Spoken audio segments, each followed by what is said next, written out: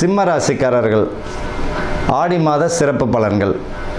இந்த சிம்ம ராசிக்காரர்களுடைய அற்புதம் என்ன அப்படின்னா, சிம்மத்தில் என்னென்ன இருக்குது? மகம், பூரம், உத்திரம். மகம் நட்சத்திரம் சமயபுரம் மாரியம்மன் பிறந்த நட்சத்திரம் மகம்.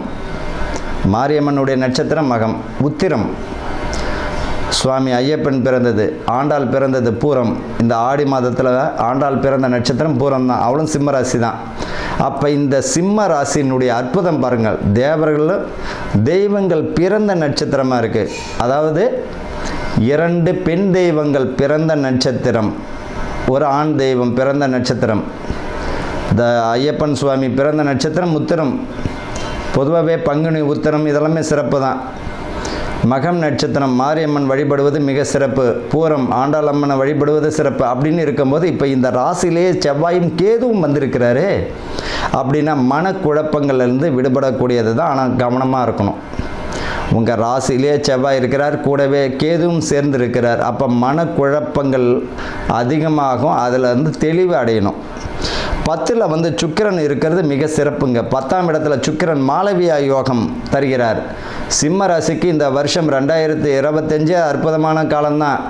ராசிக்கு பார்த்திங்கன்னா 11ஆம் இடத்துல குரு வருகிறார். அவர் பார்த்திங்கன்னா துலாமையும் பார்வை செய்கிறது மிக சிறப்பு. அரசியல் பிரமுகர்களுக்கெல்லாம் மிக நல்ல ஒரு முன்னேற்றமும் பேரு புகழும் கௌரவமும் தந்துடும் இந்த சிம்ம ராசிக்குரியவர்கள். உதாரணத்துக்கு பார்த்திங்கன்னா பூரம் நட்சத்திரம் முதல்வர் மு.க. ஸ்டாலின் ஐயா அவர்கள் பூரம் நட்சத்திரம் தானே.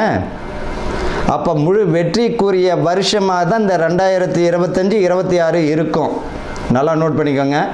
இந்த 2026 பூரம் தான் அரசாலம். அந்த மாதிரியான ஒரு யோகத்தையும் கொடுக்குது. பூரம் நட்சத்திரம் மிகுந்த ஒரு அற்புதமான நட்சத்திரம். மாதத்தினுடைய பிற்பகுதியில் பார்த்தீங்கன்னா 12ல் சூரியனும் புதனும் விரயஸ்தானத்தில் வரும்போது விரயத்தை அதிகப்படுத்துவார்.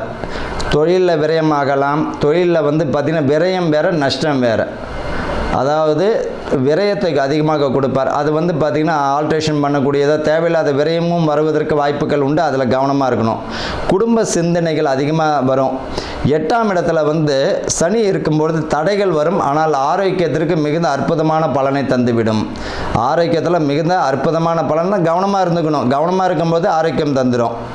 செவ்வாய் 7ஆம் இடத்துல ராகுவும் செவ்வாயும் இருக்கும்போது பெண்கள் செவ்வாய் கேது வேற சேர்க்கை. கணவருடன் பார்த்திங்கன்னா கருத்து வேறுபாடுகள் விலகுவதற்கு வாய்ப்புகள் உண்டு. கருத்து வேறுபாடு இல்லாமல் பார்த்துக்கணும். மொத்தத்தில் பார்த்திங்கன்னா குடும்பத்தில் கவனமாக இருக்கணும். செவ்வாய் கேது சேர்ந்து இருக்கும்போது சிம்மத்தில் இருக்குது.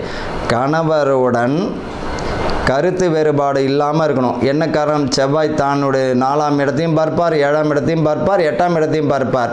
அப்போ செவ்வாயும் கேதுவும் 7ஆம் இடத்தை பார்வை செய்யும்போது கருத்து வேறுபாடு இல்லாமல் சிறு சிறு பிரச்சனைகள் பூதகரமாக ஆகும். அப்போ அதில் கவனமாக இருக்கணும். ஆக மொத்தத்தில் பார்த்திங்கன்னா சிம்ம ராசிக்காரர்கள் கவனமுடன் நிதானத்துடன் செயல்பட்டாங்கன்னா முழு வெற்றியை அடையலாம். உத்தியோகத்தில் பார்த்திங்கன்னா உங்கள் வேலையை மட்டும் நீங்கள் பாருங்கள், குடும்பத்தை மட்டும் நீங்கள் பாருங்கள். அதே போல் பார்த்திங்கன்னா யூனிஃபார்ம் சம்மந்தப்பட்ட தொழில் இந்த சிம்ம ராசிக்காரர்கள் பார்த்திங்கன்னா ஒரு செயலை செய்கிறீங்கன்னா கவனம் தேவை. தேவையில்லாத விஷயங்களில் இருக்கும்போது அது ஊடகத்தில் பெரிய அளவில் பாதிப்பை ஏற்படுத்தும்.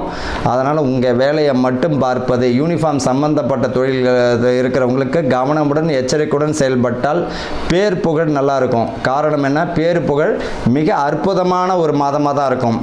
இந்த வருஷம் நான் ஏற்கனவே சொல்லியிருக்கேன். பூரம் நட்சத்திரம் முதல்வர் மு.க. ஸ்டாலின் ஐயா பூரம் நட்சத்திரம் தான். இந்த பூரம் நட்சத்திரம் தான் இது வரைக்கும் பார்த்திங்கன்னா மகம் நட்சத்திரம் ஆண்டிலிருந்து இனிமேல் வரக்கூடிய காலமும் பூரம் தான் ஆளும். இனிமேல் வரக்கூடிய காலமும் பூரம் தான் ஆளும். அப்படின்னா என்ன? மீண்டும் பூரம் ஆட்சி அமைப்பதற்குரிய வாய்ப்புகளை தந்துவிடும். இதில் எந்த மாற்றமும் இல்லை. ஏற்கனவே நான் பார்த்திங்கன்னா ஒரு புதிய தலைமுறை இந்த மாதிரி நிகழ்ச்சியிலும் சொல்லியிருக்கேன். இதுவும் பார்ப்போம் எப்படி வெற்றியை தருதுன்னு. ஆக மொத்தத்தில் சிம்ம ராசிகள் கவனமுடன் செயல்படக்கூடிய மாதமாக இருக்குது. வாழ்க வளமுடன்.